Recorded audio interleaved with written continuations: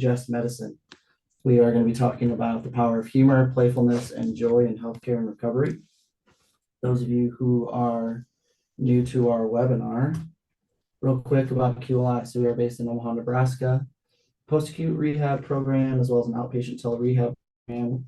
And we specialize in traumatic brain injury, spinal cord injury, we have a small chronic pain program, limb loss, and stroke. And we are just glad to be here for another month in our webinar series. We're excited to talk about this topic today. Every year, we try to put on new topics, and this particular one was the brainchild of John, who I'm going to introduce here in just a second. But before we do so, reminder, use the Q&A for questions. We know that some of you want CEUs. These are CCMC CEUs only. If that does not apply to you, we apologize, but thank you again for joining. We will do a Q&A and poll question at the end. The poll question, please answer. And that is one way to get your CEUs. And then upon leaving, just a reminder, that's going to prompt you to submit feedback to the webinar, and then you will automatically receive your slides and the CEU credit for those that need it. But next, well, first of all, Don Terry's in the studio. Good morning, everyone. This was yesterday. Beatles Day yesterday. In the spirit of having fun, Don Lennon was in the house. Don Lennon was in the house. This was up on our East Campus, right? Mm-hmm. Yes. Looking good. And we did get one more, believe it or not. But this is so funny that somebody couldn't hear the audio, but I think I may have remedied it. So I'm hoping all the mics are coming through. Perfect. So let us know in the chat if you guys cannot hear everybody clearly. So who's this guy?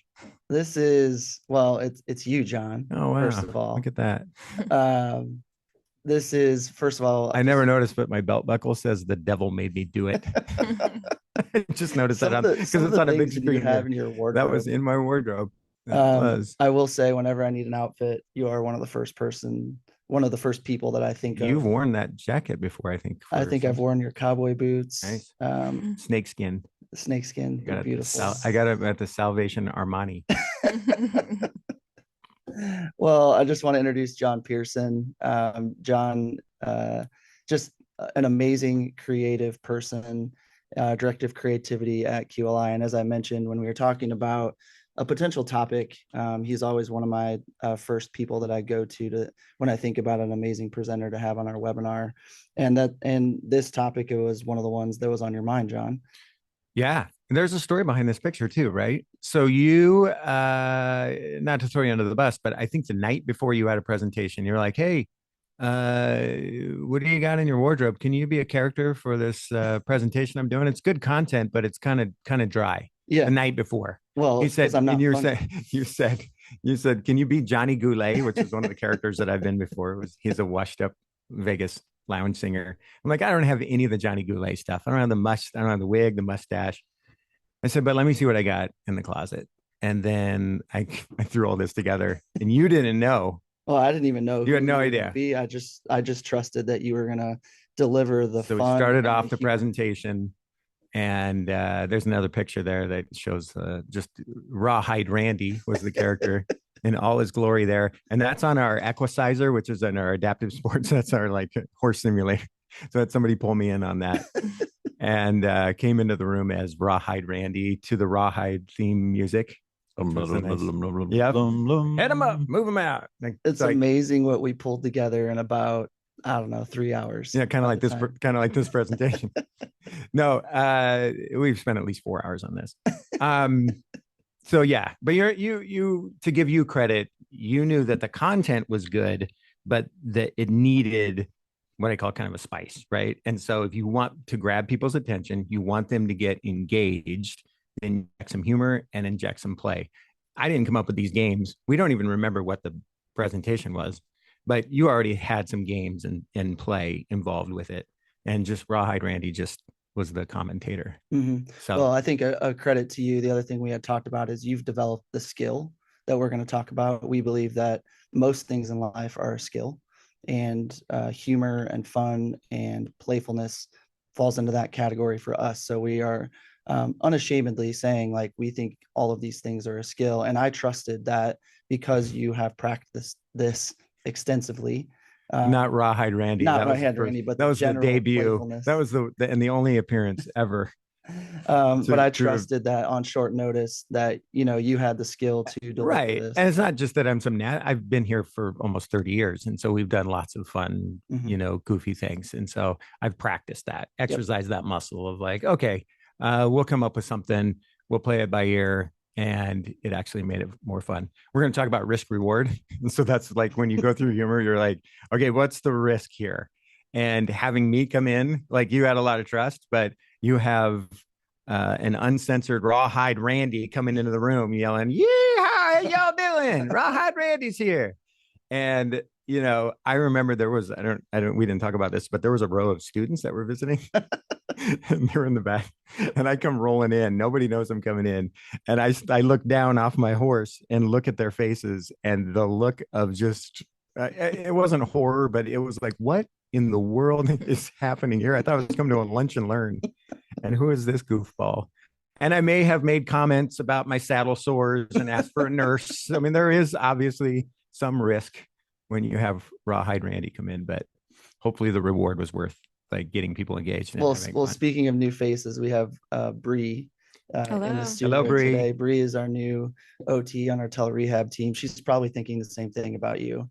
She's met you 2 days ago and she's seen you in this context. And I've done a ton of PR for you outside of that, just so you know. Well, there you go. Thank you.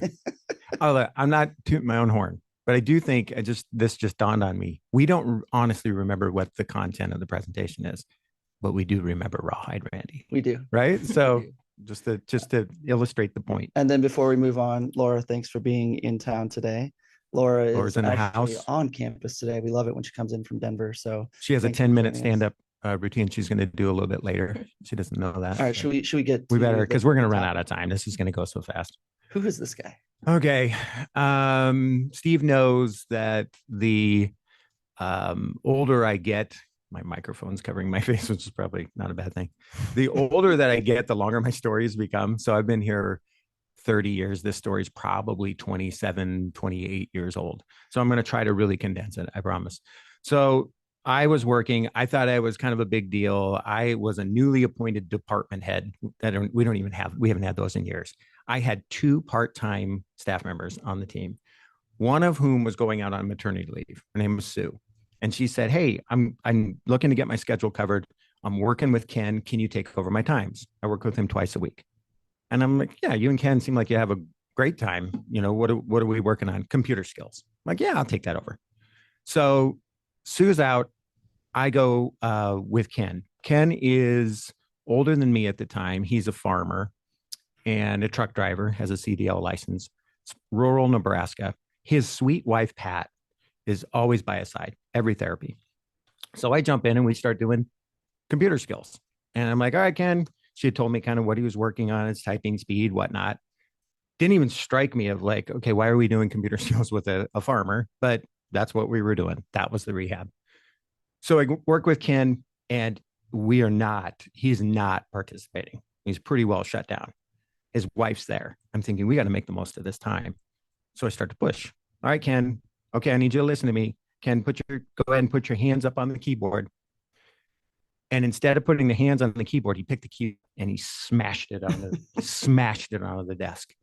And then he shut down. And of course, his wife's there. I'm mortified. I don't know quite what to do. About 3 sessions, it's nothing but a battle. We get nothing done. And he's frustrated and he doesn't like me, obviously. And I'm embarrassed to have his wife there. I pull her aside after 3 sessions of getting nothing accomplished. And I say, Pat, what am I doing wrong? And she says, maybe take some time to get to know him.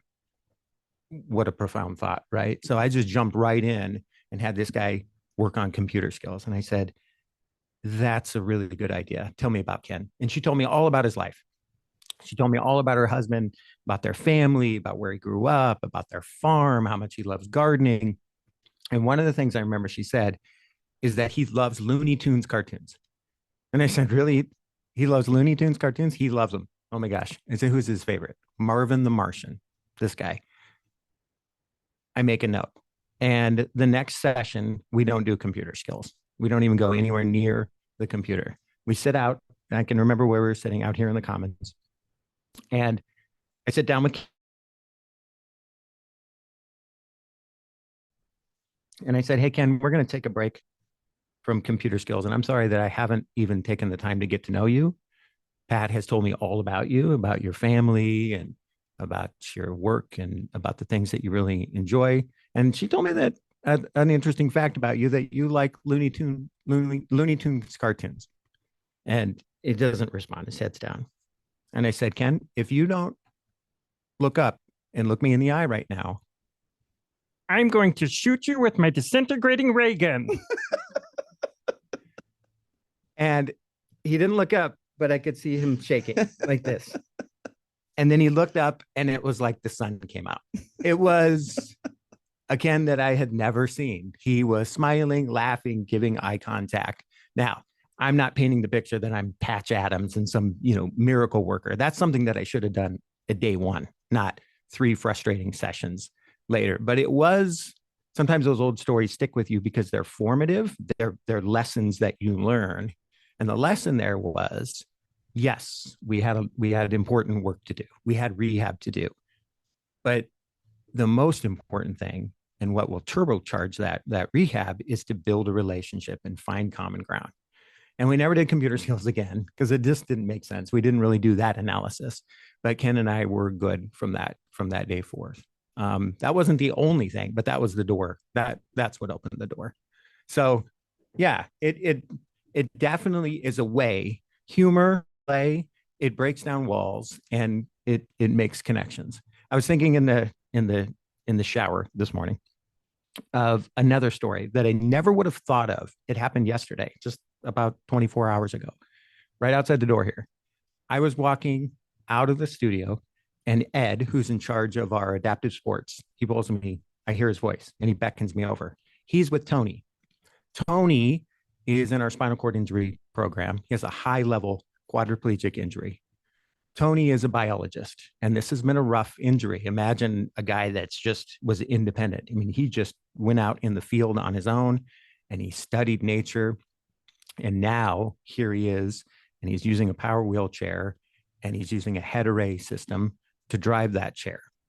And Ed pulls me over and I look and I assess the situation and I can see that Tony, understandably, it seems like he's not having a good day.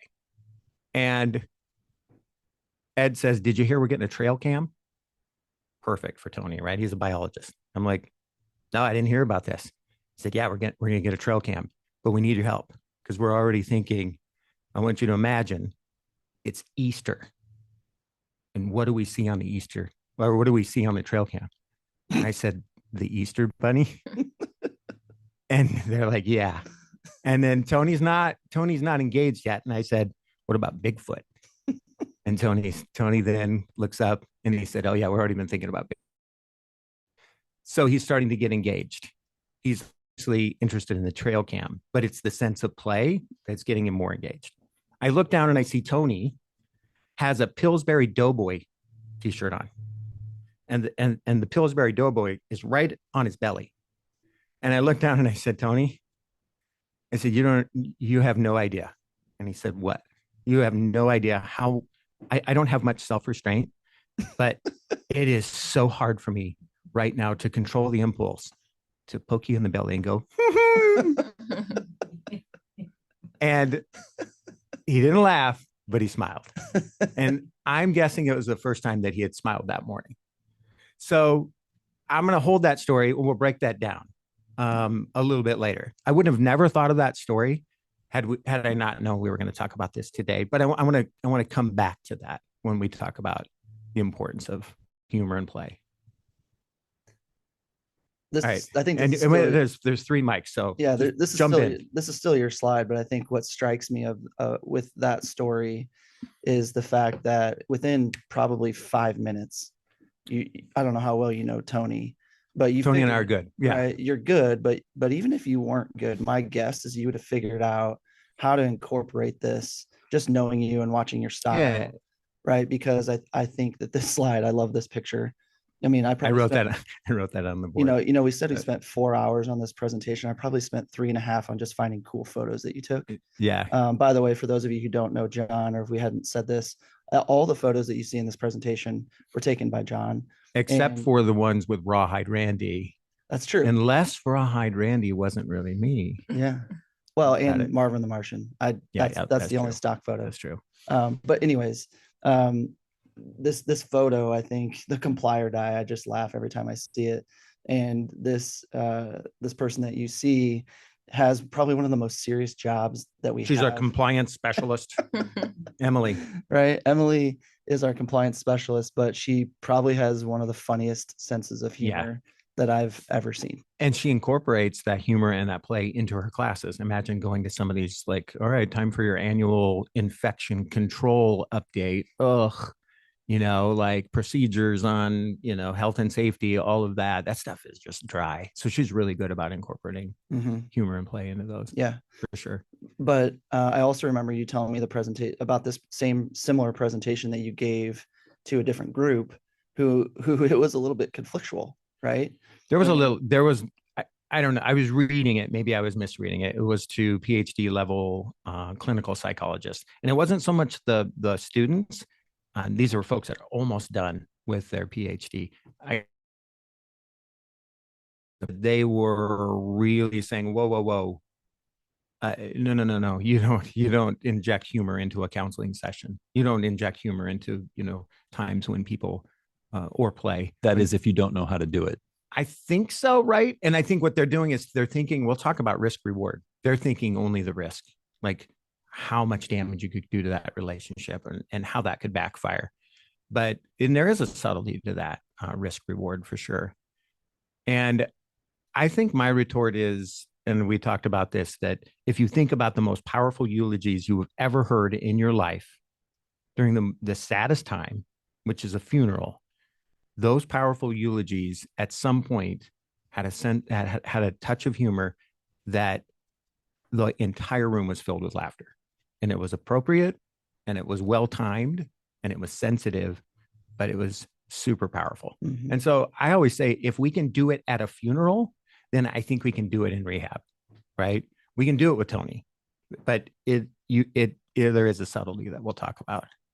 And it isn't fluff. I was also thinking, it certainly isn't. It's like cooking with a meal. I was thinking this morning. It's like the spice. And so no meal, you don't want any meal that's all spice, right? And we do know people in our lives that are trying to be funny all the time, and they're exhausting, and you don't build a deep relationship with them because there's no substance. So what we're talking about isn't the entire meal, but we go often, I think, in rehab and recovery, the meal is bland. It's yes, the ingredients are there, but it's missing the spice. Mm-hmm. And so what we're talking about today is how to add the spice to really liven up things, and do more than that too, for sure. Well, before we jump in a little bit more on, I guess, the how do you do it, and even, break down some of the barriers to it, it's also important that we talk about the fact that there's research behind this, right? And we know that laughter is a powerful tool. We know, we even put in this slide that it's medicine. But there's really 4 ways that we can see that medicine be put to work. And we're going to talk a little bit more about that. But I loved being able to go find, actually, Dr. Jeff Snell found it. And so I went to Snell's library, and we did find some research that really backs this up in healthcare, which I loved seeing. So the physiological aspects, and those of you who joined our biohacking webinar, if you remember us talking about the vagus nerve can actually be stimulated by laughter, right? Which plays. I thought you were going to say gambling. No, well, that too. Vagus nerve. Get it, Don? Sorry. Double down. Right. Double down on it. That's good. Don's good at this. Oh, I can't wait till we play our game. Oh man, that's good. Sorry. But the vagus nerve is stimulated by lots of different things, but laughter and humor being one of them. And again, if you remember the vagus nerve discussion, it's this parasympathetic sympathetic connection that really drives a lot of the physiological benefits that you get from stimulating the vagus nerve. So we do see benefits in the immune system. We see this reduction in anxiety and depression and fear. The other thing that I noticed in the research was it was talking about it from the perspective of someone who infuses humor, but also by the receiver of the humor, right? So if you are someone who does enjoy having fun and does, seek some level of playfulness, you get the benefit. And then the partner in that, or the group in that who receives it and is on the other end, is also getting that. So I thought that connection was really interesting.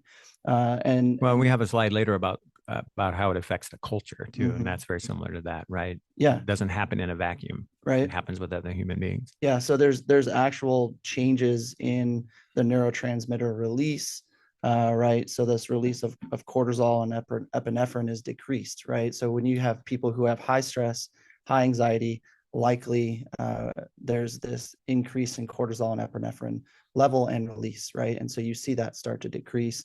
And then that dopaminergic reward system is that relationship between the sympathetic and parasympathetic system. Dopaminergic. Yeah, say that one. I'm gonna use that. Everyone use that in just a random conversation today. Figure out how to make a pun out of it. Dopaminergic. Come on, Don. Don, no, that's a hard one. If you can't pronounce it, it's hard to be punny. Dopaminergic. It's a fun word to say. Dopaminergic. Dopaminergic. I got it. But John, you take this one. I think. Hey, wait a minute. Look who's on the screen. Oh, hi, Katie. Hey, that's Don's. Wait, I didn't even realize that until, I think Steve knew that. I knew that. He knew that. So that's Don's daughter, Katie. Katie's working at QLI this summer. Proud dad. Very cool. Look at her. She's learning. Right. So again, back to the rawhide Randy. And that didn't even occur to me, but we don't really remember the content of the class legitimately, but we do remember rawhide Randy. And so it does promote, it increases, it focuses our attention. It makes us more alert. It makes us want to learn. I mean, if you have a dynamic, engaging teacher or coach, you're gonna be more motivated. You're gonna facts and figures, data and graphs. We just don't remember that stuff, but we do remember stories, and we do remember the sense of play for sure. Well, I mean, it's summer, but my kids start school here and not soon enough. Hopefully, maybe the next 6 weeks school will go by strikingly fast. But anyways, my youngest George is going to be going into 4th grade, and I was like, "Hey, dude, who do you want in 4th grade for your teacher?" And he's like, "Well, if I could have Miss Bernie." She's the one, right? And it ended up being because she's really fun, right? She's not showing facts and figures, but they are engaged differently, and word travels fast. Oh, those kids, in elementary school, about what teacher you want and what teacher you don't, right? And even Bree, like, you just came from school, right? I'm guessing you had similar experiences with your teachers. Yeah, definitely. And it's so important that it increases motivation that we put it on there twice. So that's how important it is. Thanks for catching that. Yeah, you bet. And then it increases creativity. We're going to play, hopefully if we have time, we're going to play a quick round of a game that we actually use in our social media and our development team to just get the creative juices flowing. So if we've got a task of we're writing an ad, or we're coming up with an e-blast subject line and content, we might play this game just to kind of spark that creativity. So don't share too many secrets, John. Oh, right. That's right. And then of course, there's this relational aspect of it. So if you think about the people who are closest in your lives, you have stories, fun stories, funny stories. There's this connectivity that we have with the favorite people, the people that are most important in our world. And there's always a interwoven in that is a sense of humor and play. I don't want to make this all about making jokes. I think there's this element of play that we can talk about that isn't always, maybe it's fun, but it's maybe a little different than making a joke. I think it pulls back the curtain on just the depth of our approach, and how other people can share that skill to improve everyday life. Yeah.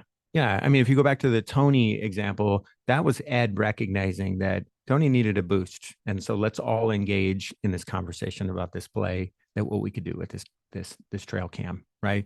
And so that was really smart of Ed to recognize that here's somebody that knows Tony, and let's invite him in and let's all have this conversation. It wasn't, it was as a group of friends, really. And then, how it improves your quality of life and self-esteem. There's so many things that obviously that are benefits from using play and humor, for sure. Well, and I think with the relational, the thing that I'm thinking about too is I'm guessing Ed, didn't script that necessarily, but when he came upon you, he put it on the tee to a degree, right? He set you up for the scenario. I was even thinking, like, I had it was College World Series, last week, and I had a couple buddies in town from college. We don't really do a great job of keeping in touch, but inevitably we were sitting around the fire pit and cracking jokes about things that happened 20 years ago, right? And Yeah, so right. No, those are the shared stories. You get this repetition, right. and the type of humor that someone might have, right. and you start to play off each other, and it was wild how quickly, like, it just came back, right? And I think when you have that deep relationship, you start to play off each other, and things really snowball quickly. Yeah, no, it is really interesting that and again, back to the Tony and Ed. Could you imagine if I went up to that situation and Ed was like setting me up and like, about the Easter Bunny? What if I would have said, well, that seems like a stupid waste of money and time. The Easter Bunny doesn't exist. Yeah, there's no Easter Bunny. This is ridiculous. Can you imagine like that? I would have done damage, right? So Ed had faith that I was going to obviously participate in the play. Don't be a Donnie Downer. You're not a Donnie Downer. All right, so we're talking about culture too, right? I'm fortunate to be part of QLI and just have such a deep integration into this part of our culture, right? I think it really is a big piece of who we are. And you just told a story that even 20 years ago, 25 years ago, right? It was part of the thread between people here, right? So it's such a cool thing to be a part of that, but it just doesn't happen overnight.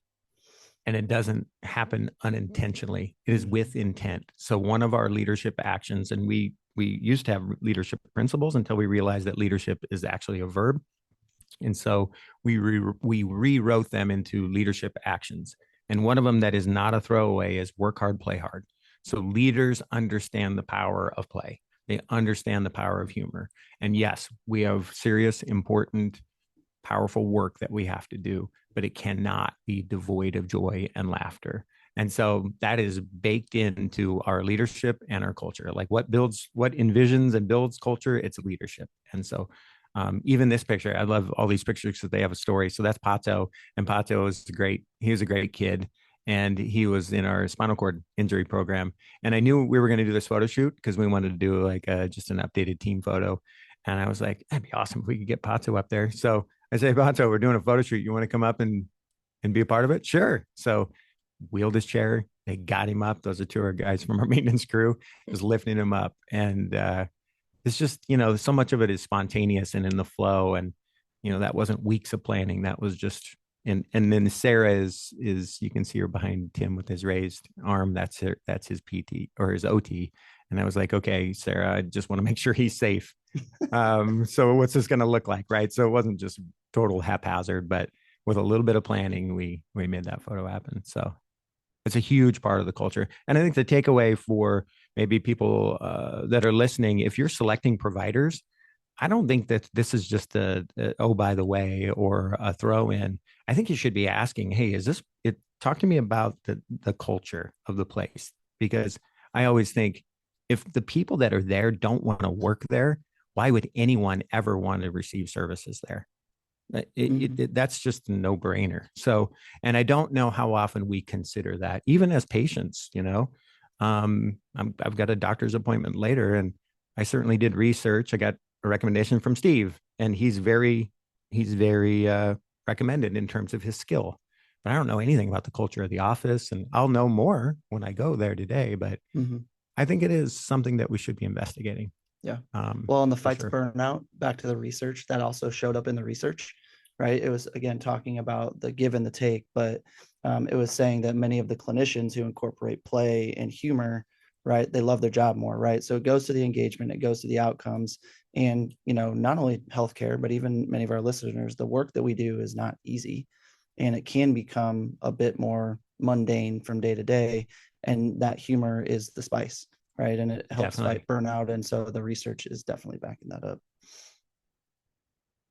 All right. Okay, this is where I think people, I don't even know where to jump into it because I have lots of thoughts about this. So if the first one, I'm not funny. I hear that all the time. Well, I'm not funny. I'm not funny. The truth is, when you were in kindergarten, and if somebody would have walked into your class, let me think back to when you were 5 years old, and somebody would have walked into your class and said, raise your hand if you think you're funny. Every kid's hand shoots up. Every kid's hand. So there was a point in your life, if you're one of these people that says, well, I'm just not funny. You were funny. You believed you were funny at some point, but somewhere along the line, you lost it. It got squeezed out of you. And because life became more serious, maybe there was a parent that said, straighten up, stop joking around. Maybe there was a coach, maybe there was a teacher, right? And this gets squeezed out of us. And so there was a point, back to Steve's comment, that being funny and being playful is a skill. It is a skill, and we'll break down some of that. But if you're there saying I'm not funny, you can become funny. Like, you can practice this skill. It's like tennis or chess. Really become funnier. They can become more playful. Do we want to share the audio of George? Is now a good time? Yeah, right. No, I think that's great. So this just was, I don't know when you recorded it, yesterday, but it was on the fly. The audio is not terrific. And, yeah. And despite how we started, I don't think it's going to be because to me, when you played it, you can hear him understanding the elements of humor. How old is he? He's 9. He's 9. So he's like breaking down, oh, this is funny. That's why this is funny, and explaining to you, this is why it's funny. Yeah. So, and that's a skill, right? I think it's great. So George is 9, and our new thing is he has his joke book. And when he's stalling to go to bed, even though it's summer, it's like, well, bedtime's at 10 in the summer, Dad. Like, yeah, but we still got to go to bed. He's like, well, how about some jokes before we go to bed?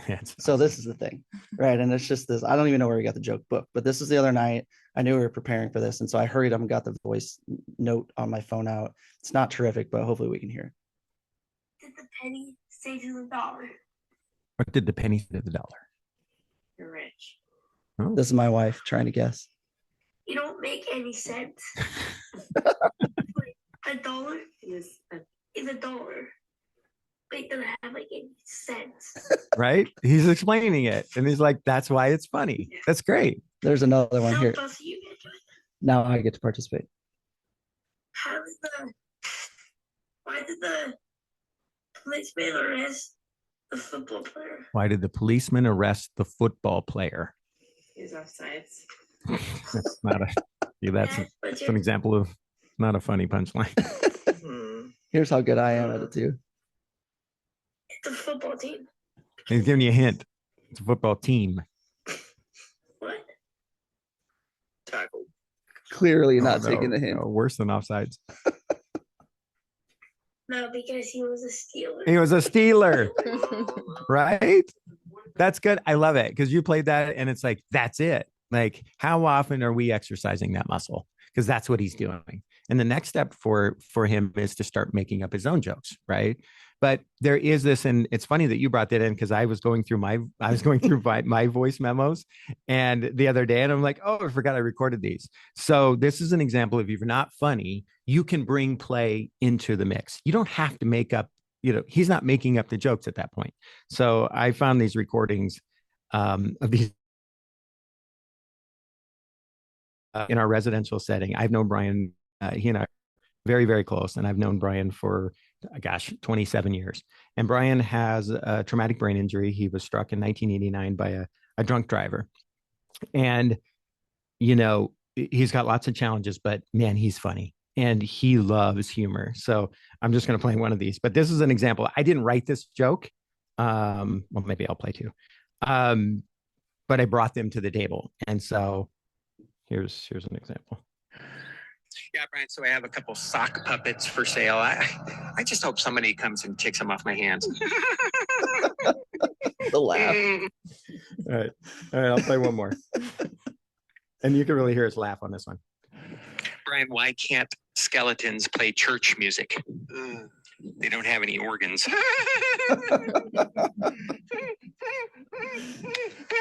He's literally slapping his knee.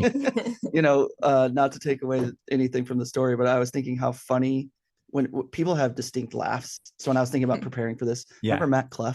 Oh, yeah. His laugh. But like when you are around someone who has a really good laugh, it's infectious. So I don't know if that's Brian's laugh is incredibly infectious. But that's an example of you just like, well, I'm not funny. Well, I didn't write those jokes. I just brought them in and told them. And then I send these to Brian, and guess what he does? It's kind of back to your point. He plays everyone those jokes, right, throughout the day. And so now he's amplifying that sense of play and humor. So, and then again, it goes back to the culture. So get over it's unprofessional, I know when I became a director, I think I went through this stage of like, okay, it's time to drop all of that stuff, leave that behind. John? What's wrong with John? What's the matter? I remember going through a period of where I think I just was really serious because I had this title all of a sudden, and that's just silly. The risk reward, we'll break that down. I do think that's an important consideration, but I also contend that most people freeze because of the risk.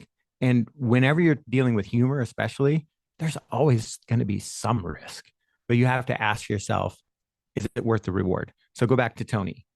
And when I say, I'm looking at your shirt, Tony, and I really want to poke your stomach and go, could he have said, and he was obviously not having a great day, could he have said, John, I'm not in the mood. Today is not the day. He could have, right? But I have in my brain what I would say back to him. And I would say, gosh, Tony, I'm so sorry. I'm sorry you had a hard day. I hope you know, I sorry. Is there anything I can do to help today? I have a plan, right? I also know we're good. We have a good relationship. And I know I can loop back with him later on. So is there some risk? Yeah, there is some risk. But what was the reward? He smiled. And did it change his life? No. But did it give him a little surge maybe to have a better day? I think that's an important point to just from an empathy standpoint to have that thought process ready, because it helps you work through and go, well, this isn't as risky as I thought it could be. Right. Exactly. Or how you would respond. Right. So a lot of this, especially the risk, goes to cognitive behavioral therapy. Oh my gosh, what would happen? What if? Well, gosh, what if he gets really hurt or he gets really angry at me? Okay, so what if? What would you do if that happened? Have a plan. You almost never need to use it. If you know the person, you read the scene, you understand the relationship, you almost never need it, but you have it there in case you do. And then there's no time, right? I mean, we have a limited amount of time. We have people here for short stays. There's a lot of work to be done. All of this, like cooking, the spice is in the flow. You're not taking extra time to be playful and humorous. You're working that and weaving that into your sessions. So doesn't take any extra time. It's woven into the fabric of it. So, well, if you look at rehab as a job, as a patient, you're not working 24 hours a day. There's time that you're going to want to engage, have conversation, and there's other elements of that you're able to incorporate. How was your day? And that's a wide open time for some fun and play. Right. Yes, definitely should be woven in. Sorry, Laura's giving us a signal. Oh, am I missing something in the chat? She's making fun of you, John. Oh, she's probably is. She's teasing you. She's having fun. Oh my gosh. Stories. So this is this is an entirely separate presentation. I think the takeaway here, and I think just given what I know we have coming, we won't spend a lot of time on this. I think you've told probably 12 stories by the time we've gotten to this point. And yes, that's just sort of my week. it's part of your approach. But again, you've gotten really good at it. And we know the science behind stories goes back to why we use humor. Like there's tons of similarities in that. And stories catch people's attention. Yep. And it Yep. allows people to like really immersed in what's going on. And as a result, they learn more quickly. It builds rapport. Like they're almost interwoven the way that I think they are. I think it's just another element, and the stories typically involve humor, even though they may be serious stories. There's moments of levity and play as well too. So yes, we're big on storytelling here. We believe it's a skill. Same thing if people say, "Oh, I'm not a good storyteller," it's just because you haven't practiced. It's like saying I'm not good at tennis. We kind of broke this down. I always know we run out of time really quickly, but again, there is such a nuance, right? So with the Pillsbury Doughboy comment and with Tony, you do observe and there's so many things that you have to recognize. What's my relationship? If that was the first time that I met Tony, I'm not going to joke around about poking him in the belly, right? Like that's I told Steve a story that if there's time, maybe of my dad who had no filter, zero filter. He had no filter. He never considered the relationship. Very, very intelligent person, not emotionally intelligent. So there is a good story there, but I'm telling too many stories. So if there's time, I'll go back to that. But you have to consider the relationship. You have to consider the environment. Self-deprecating humor when you're poking fun at yourself is almost always safe. If you're going to poke fun at someone else, I always envision you're taking, even if it's a little chip out of the bucket. So you got to replenish that bucket by being genuine. Again, it's exhausting to be around the person that's just joking all the time. Mm-hmm. It's, don't cook with spice all the time. So we definitely don't have time to go through this, but this is actually a book that does support that humor is a skill and breaks down all of these filters that we're talking about. And you can see them all there. It's an easy read. And I love that it talks about that humor is with intent. It's just that people aren't just naturally funny. They have developed, whether they realize it or not, they've developed the muscle of being funny and being playful. And so those are the different types of humor, which is pretty cool that they break it down to that kind of that detail. And his name's Scott Dickers. It's a good book. Comedians, I don't know if you've heard stories of Seinfeld, right? He used to take his set and do it at like low budget bars, and, right. And just it was a safe place for people to boo to work him it out and give him feedback. Yep. And right, so I was always just fascinated by the fact that that's how he figured it out, and I think a lot of comedians do that. So definitely it's an example of again. Oh, and then back to the other one, there's another book that I absolutely love, and we've actually done workshops here at QLI based on it, and it's Matthew Dick's Storyworthy. I think we put it on the last slide, but Matthew Dick's Storyworthy is, again, he does a great job. He's won the Moth radio story multiple times. He's like the grand champion multiple times over, but he's also a school teacher. So he breaks down storytelling into skills that you can actually practice. And we've used that book as a guide here to teach storytelling at QLI. Do we want to, we probably don't need to spend a ton of time here, but I wonder if we get to the let's play. So anything else you want to talk about here? Nope, that's very similar to what we just talked about. So, all right. Okay. This is like, now we didn't have much of a net before, but we definitely don't have any net now. Maybe so we were like, participation from our audience. I think so. We're from everybody listening, everybody in the room. One of the stupid things that I do at home is, and my partner, Susan, she tolerates this. I'll ask her, I'll say, okay, ask Alexa to tell a joke about pick a topic and have her tell a joke about that topic. And then give me a minute and I'll see if I can beat her joke on that topic. So she reluctantly will say, all right, Alexa, tell me a shark joke. And then Alexa will tell the joke. And then I have 1 minute to beat this shark joke. So I'm like, okay, let's try that here. So everybody, if you've got it, we're going to work this out. So we're going to work this muscle and we'll break it down a little bit.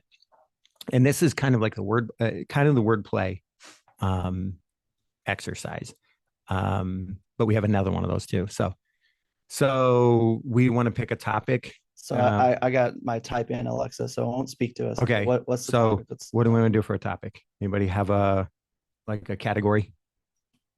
more specific than just animal. Like if it's an animal, it's a type of animal. If it's Summer, we got summer. summer. So we're gonna ask. Oh boy. We're gonna All right. ask Alexa to tell us a joke about summer. Yeah, let's see if she does it.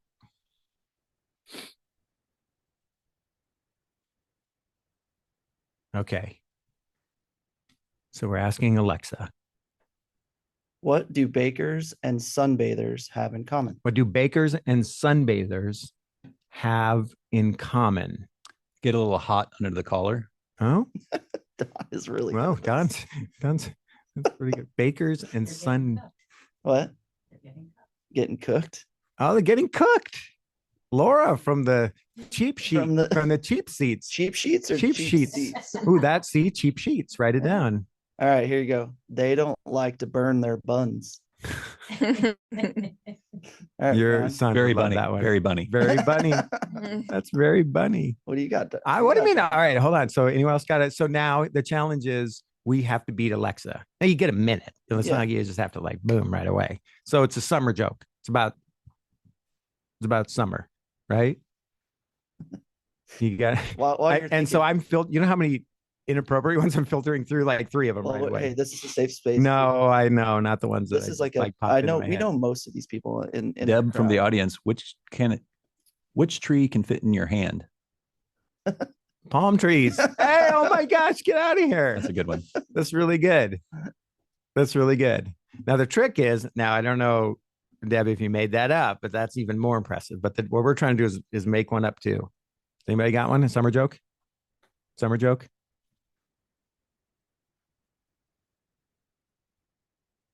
Well, How do how do, I love hearing your process of how you come up with. well, this is horrible, but how do what how are did- what are your how did the summer, beach- what are your summer teeth? oh, that's it. What are your summer teeth? I want to hear the punchline for that. All right, Brenna, what do you got? She's gonna make us figure Oh, it that's out. really good. Summer here and Summer there. here and summer there. We have a winner. Oh, that's really good. Yeah, that's really good. Especially again, if you made that up, that is amazing. I mean, the only thing that I came up with was how did the beach pay his bills with sand dollars? It's horrible. It's horrible. But the way my brain goes when I do this is so I think of everything related to summer. Summer's broad. That's harder. The more narrow it is, like if you would have said the beach, that would have been, or a beach ball. That's where my brain was going, was beach balls. That's what I was screening out. Lots of beach ball jokes. So, but that's the way my brain quickly works, is like everything related to a beach, the tide. You know, what does a beach wash his clothes with? Tide. You know, stupid. But that's kind of where, and then you're kind of Guy laying on the beach is biding his tide. biting his tide. See, there you go. See, Man, Don, I didn't realize you had this skill. that until today. is that. He's exercised the muscle. All right, Right. the game Yeah, we have like we're gonna do. the Yeah, Don, do you want to that. introduce the game while I do that? Don or John? I mean, I'm sorry, is it Pan or Pam? You guys remember that movie? I don't know what movie Step that Brothers? is. No, Pan. So the two stepbrothers, No, I it's don't. Will Ferrell and the other guy from Oh yeah, names. Yeah, I forget his he's name. got Anyways, 3 names. they're sitting in an interview and one's behind the other, and the interviewer it says the word Pam, and they're like, "Oh, excuse me, sir, I'm so sorry. Is it Pan or Pam?" Pam, or With- Pan? Pam or Pan? Angel, thank you. Pan with a D.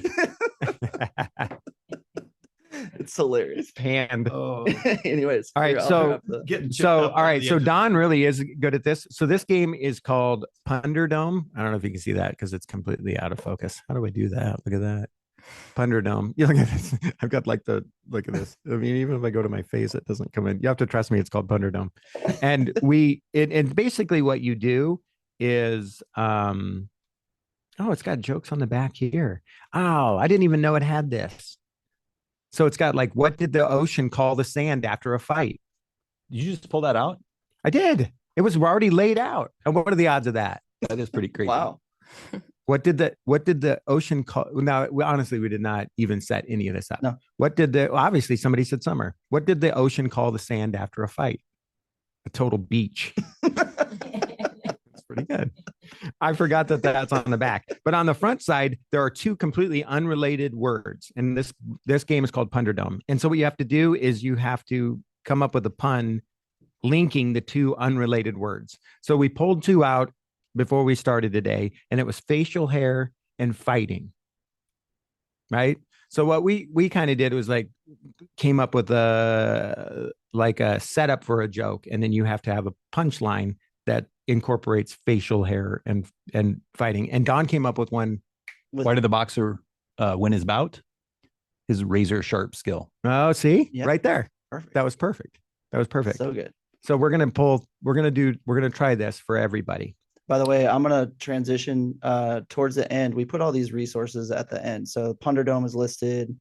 We have the 2 books that we referenced and the article that we referenced. So all this will come to you if you didn't take notes and you do want to use it. The other thing I was going to mention is our clinicians use, things like this in therapy all the time, right? So this, I think, is a terrific opportunity for an SLP to use, right? In cognitive therapy, speech therapy, if you're using on voice, things like that, right? And you can make it easier, you can make it harder. So there's a ton of just therapy related activity that can happen too. And even if, in life path services, you just decide to play this game, there's some social aspects that come up. So I would say from a clinical perspective, don't be afraid to use games, right? It's built in therapy, and then you can adjust it as you see fit. So really, by the way, John, I had this on my desk the other day. I probably had 4 people come in and take. Oh yeah, people are always looking for, new fun games. Well, we've done that with people with right-sided strokes where humor becomes more difficult. So they're very, very literal. And so I've seen, I'm trying to come up with 2 unrelated ones. Oh, these are good. Okay. Where they've used it with folks with, to try to redevelop that sense of humor. Okay, so the two unrelated words that I drew were Elvis Presley and bathing. Elvis Presley and bathing. So you have to come up with a pun or a joke that incorporates Elvis Presley. You look fine in that blue suede suit, bathing suit. Blue suede bathing suit. See that? All right. Right? So then what does Elvis Presley swim in? A blue suede bathing suit. Swimming suit. What was Elvis Presley's favorite pickup line? You look fine in that blue suede bathing suit. So I'm better at the joke. That was good. I'm right. Punchline. Yeah.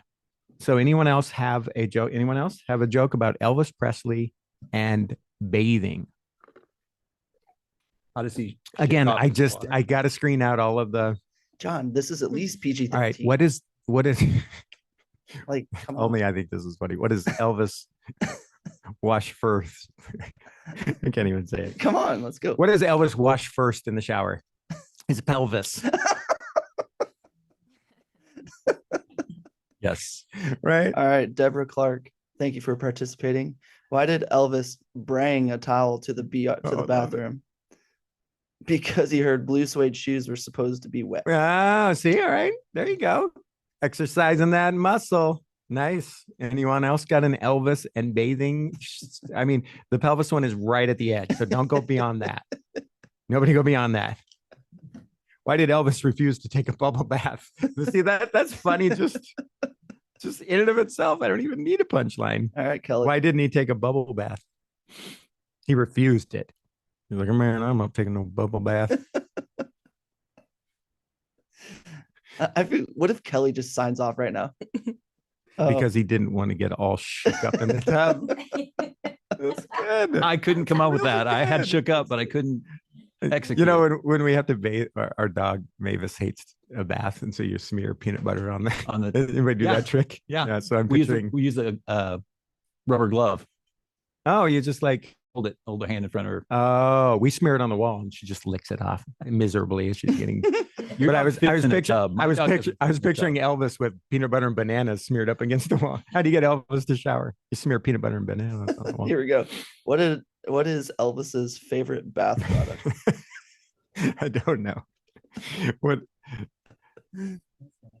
Oh, somebody said I was going to say he left the building. Oh my gosh, they just like, all right, all right. This is awesome. We have too many setups. So we need what his favorite bath product is. Can't help falling in suds. I can't help falling in suds with you. What was there another song? What did Elvis say when someone complimented his swimsuit? What did he say? Thank you. Thank you very much. Thank you. Thank you very much. That's really good. I think that's a Awesome. Fitting. Right? What a Wrap way up. to end it. Oh man. And you know, just to sign off, I'd like to say thank you. Thank you very much. Thank you. Well, we appreciate everyone joining in and participating. We hope you at least left with some nuggets from. He left with Man. something. That's weird. My head was like, what joke can I make about a nugget? Maybe the golden nugget. He was in Vegas, right? Oh, look at that. You know, Look at so you. Chicken nugget. You like chicken nuggets? He probably, I don't know if there were chicken nuggets Oh, in the man. 70s, but but he would have loved them.